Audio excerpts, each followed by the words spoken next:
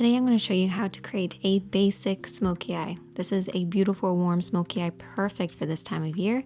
Everyone can try this out. It's very easy, so let's get started. As always, we're going to start off the look with some eyeshadow primer. If you don't have eyeshadow primer, apply a little bit of your concealer and then setting powder over the top. It won't last as long as primer, but it will still make a great base. Now we're using warm eyeshadows for this. I'm using orangey tones.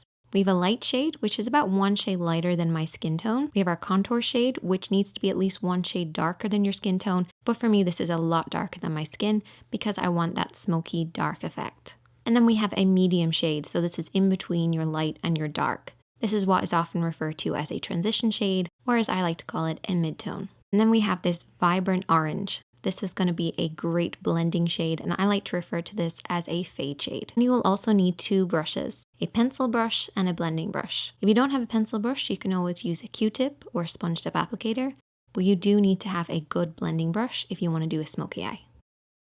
So we are going to start off with the medium shade, which is the mid-tone or transition shade. We're going to sweep this over the eye using our blending brush. So grab your blending brush, pick up a little bit of product, and we're going to start on the outer edge of the eye and work this over and back, slightly onto the lid and then into the crease of the eye. So we want the concentration to be right in that crease, bringing it slightly onto the lid as well, and then blending upwards towards the brows. So pick up a little bit of product, build this up as you go, making sure that every time you press the brush onto the lid, you're starting on the outer edge. Anywhere you put your brush down first will give you the most amount of product. So you want to start on the outer edge and then blend in.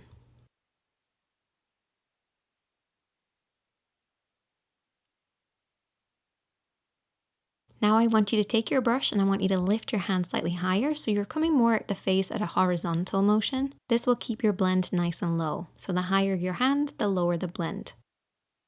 Also, you want to keep within these blending points. If you haven't seen it already, I did an in-depth video all about eyeshadow, which I will link in the description box and at the top of the screen. But for those of you who have already seen that, this is just a little reminder to keep within your points. Now we're going to take our dark shade and we're going to take that pencil brush. And as you can see, I've only coated the edge of one side of the brush because we're going to be stamping this onto the lash line.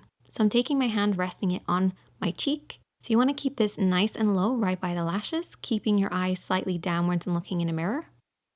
And you want to stamp this along your lash line. Don't blend this up too high just yet, just really coat right by the lashes. You basically want to keep this dark shadow below the halfway point of the lid.